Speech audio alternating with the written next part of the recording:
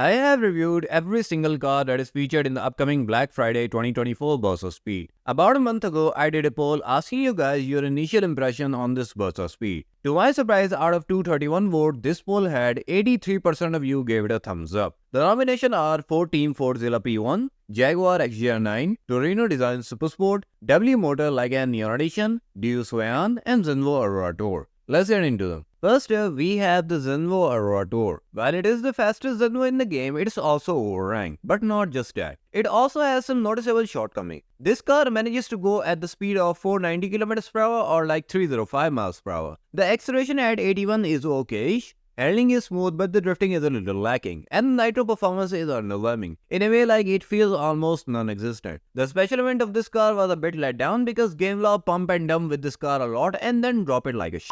In a rating-based multiplayer system, this car is fast but not the fastest in Class S. A skilled player with a yes score can often beat it, so it does not exactly dominate the competition. However, in a rank-based multiplayer system, this car is sitting in Legend League and surprisingly at top 5th position. That being said, it is facing competition from cars like the Altima RS, Lamborghini Sian FKP, Ajlani Dracoma, Torino Design Supersport, Bugatti Chiron, BXR Beyblade GT1, Tushek TS900 Racer Pro, Bugatti Chiron Per Sport, Koenigsegg Jesko, W Motor Lykan Neon Edition, Spark Owl, Rimac Navara, Koenigsegg Agera RS, SSC Tuatora, Bugatti Chiron Supersport 300 Plus, Not Android Edition, Bugatti Lavochinor, Koenigsegg Gemera, Hennessy Venom F5, Koenigsegg CC850 and Koenigsegg Jesko Absolute. So the competition is fierce against this car, and to be honest, performance-wise, this car is a bit hit or miss for me. 7 out of 10.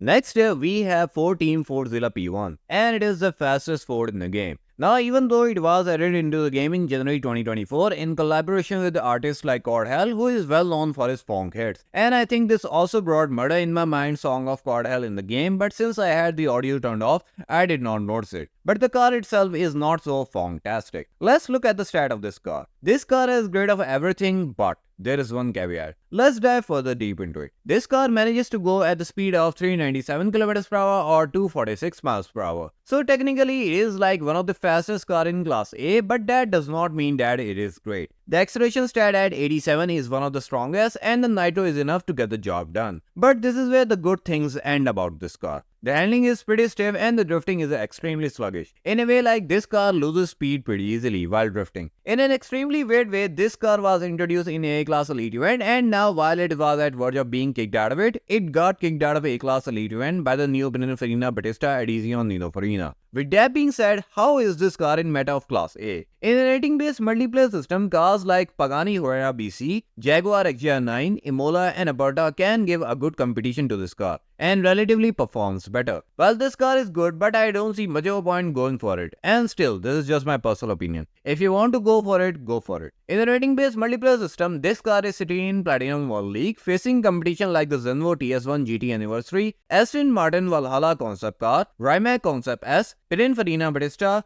Jaguar XJR-9, Naran Hypercoupe, D Tomaso P72, Faraday Future FF01 and Koenigsegg Agera. While it is fast, it is sluggish at the same time. 7 out of 10.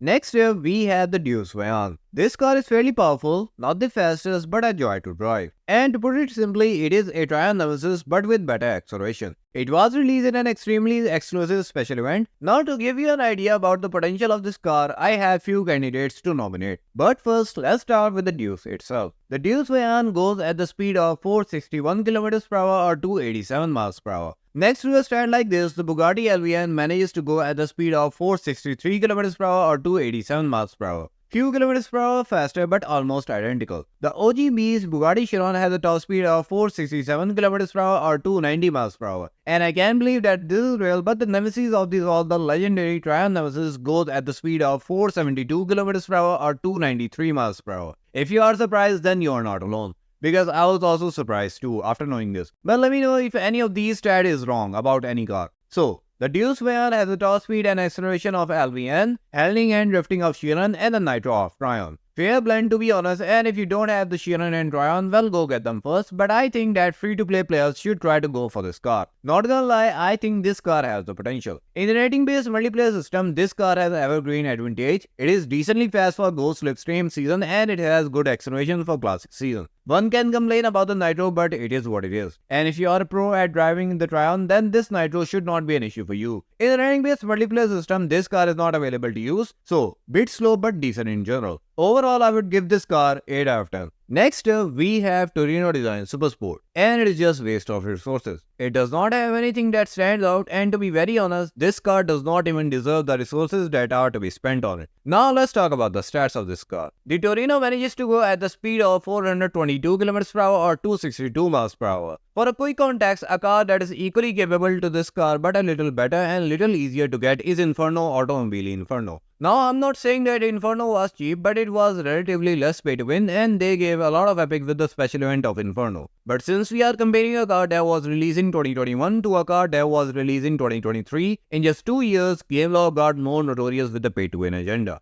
Anyway, we were discussing the Inferno. That Mexican beast manages to go at the speed of 432 km/h or 268 mph. The rest of the stats are pretty much the same, like the differences are minute. If anyone watching this from Mexico, drop your flag in the comment section. The Torino has decent acceleration, the handling is good and the drifting is tight, and the Nitro is strong. But when we talk about the utility of this car, this is where it comes that this car does not deserve the resources that are to be spent on it. It's an S-Class car and a lot more competition is faster than this car. I'm aware that this is not a fair comparison, but Koenigsegg Jesko, which is available to like every player, can go 100 km/h faster than this car. Yeah, you heard that right. Jesko goes 522 km/h or 324 mph and this car goes 422 km/h or 262 mph. So, in a rating-based multiplayer system, this car is of not much use. Only possible usage I can see with this car is this car getting featured in a special event. In a rank-based multiplayer system, you might have heard its name previously. It is sitting in Legend League and facing competition from a bunch of cars that goes a lot faster than this car. And you will say that this car is no match to the competition. 6 out of 10.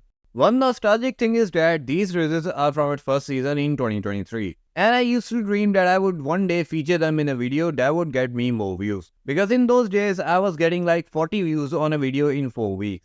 And now I have grown this much big of an audience. Still small if I compare with any other channel, but I appreciate that you guys take time to see what I have to say. Thanks for your support, it means a lot to me. Next up, we have Jaguar XJR-9. It is one of the fastest Jaguar in the game, so fast that it has broken the merits of Class A. And the car manages to go at the speed of 432 km/h or 268 mph. You may or may not have heard this before, but Inferno Automobile Inferno manages to go at this speed. As for the rest of the stat, the acceleration is one of the worst, 69 to exact. Tu samjha? The handling is agile and the drifting is tight, and the Nitro is also a step in the right direction. The Nitro is extremely strong to make up for the bad acceleration, but still, this car is something that you will stay behind 60% portion of the track and then you will manage to rocket past your competition. But in order to succeed while doing it, this car actually requires skill to drive. And as for the noob that I am, prove that I don't have them. In a rating-based multiplayer system, this car is extremely powerful if you manage to tame it. It may not be the suitable thing to use in Classic Series because Vandals and Huracan will ram into you all the time, causing you to lose momentum, but it has power under the hood to fly past them like rocket. This car is also too powerful to use in Ghost Slipstream and can compete with the S-Class competition. In a rank-based multiplayer system, this car is sitting in Platinum 1 League, facing competition like the Zenvo TS1 GT Anniversary,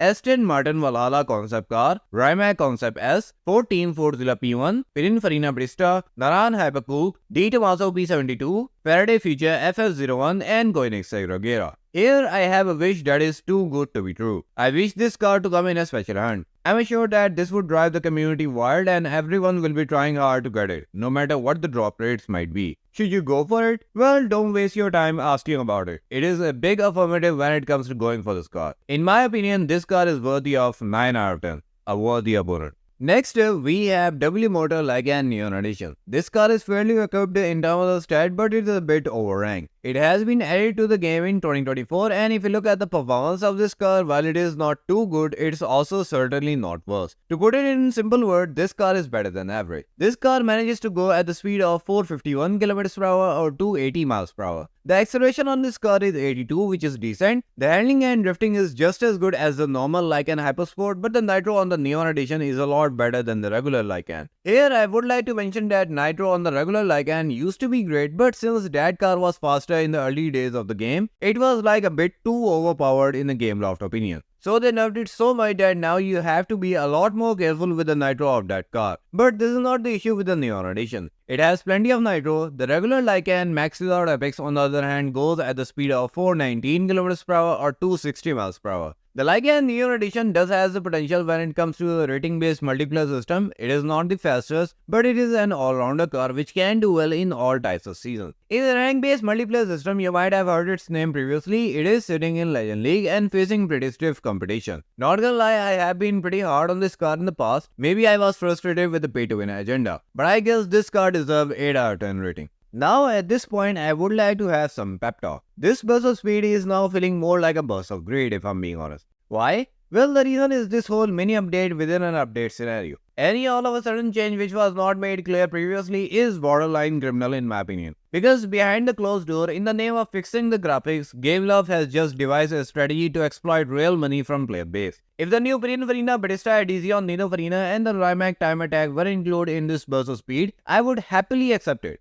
But to glorify fixing the graphics which can be packed by releasing a hotfix, Gameloft released a mini update and spared no way to go for the two new cars except swiping the credit card. Honestly, I feel pity for people who comment on my videos that bro, they are fixing this. Well, maybe. But the point is that you have now two new exclusive options to go for. You can kinda see what they have been putting most of their efforts into. At Gameloft headquarters, they be like, if graphics are not fixed, who cares? At least we got the money. Not to mention, we also have the rerun of McLaren Senna special event. Not a bad car, but not much of a use either. Rather, that car had been notorious tool for pump and dump scheme of Gameloft. Because to be honest, even the rerun that happened in 2022 was also not the easy one. I have looked at some sources, but I could not find the required cars for this rerun of the special event. And while we're at it, let's discuss the McLaren Senna too. The McLaren Senna is notoriously known for a car that is for touch drive player. The car goes at the speed of 373 km per hour or 232 miles per hour, which you can see is not the greatest. The acceleration stat at 82 is decent. The main strength of this car, which is unlikely in any other car, is the handling stat, which is over 100, making it the most agile car in the game by a long shot, but that's the only great thing about it. Everything else is just meh. The Nitro stat on the other hand is stellar, but like I mentioned in the previous video, if speed is not enough, then stellar Nitro does not matter to be honest. Gameloft usually promote cars like Senna like get ready to dominate the competition with the Senna, but the nuance of Senna is everything but to dominate the competition. It is a pity actually considering how much you have to spend on it, and in a rank-based multiplayer system, it is sitting in Platinum 2 League, facing the competition like Spania GTA Spano 2015, FV French Juventus Sorpasso GT3, Lotus ER9, Lamborghini Terzo Millennio, VM 1789, Tech Cruise 1896, Noble M600 Speedster, Rimac Concept 1 and Aston Martin Valkyrie. The problem with all this is that the competition at higher league is much more powerful, so yeah, it is still not a big win. Now I would like to ask you, will you consider going for this car? Let me know in the comment section. 4 out of 10 in the best case scenario. It has been rumored that they might release token pack for the new Rimac and Pininfarina, but that is a pretty niche scenario. Because given the fact that they will feature the key of these cars at the last tier, removing the ability to skip the tier, making it more like the Kunta release and Pininfarina Batista re-edition after it was removed due to licensing right. With all of these possible scenarios, get ready to be able to just look at the new Pininfarina Batista Adhesion Nino Farina and Rimac Time Attack. Because Gameloft has fixed the graphics and now they will charge you for it. Start at just $9.99. Now with the burst of speed, the car that I am most interested in going for is Jaguar XJR-9. I might also go for the Deus Vayanne, but we will see in which multi-pack it will get featured. The problem with the Mercedes-Benz VM special event is that you are required to own the max cigars for both Zinger and Mercedes, which I do not have, because I did not buy the Legend Pass. Anyway, I have 86k tokens as of now, so we will see where I ended up spending all this. If you are interested to know about every Lamborghini in the game, then I would leave the ultimate Lamborghini review in this video right here.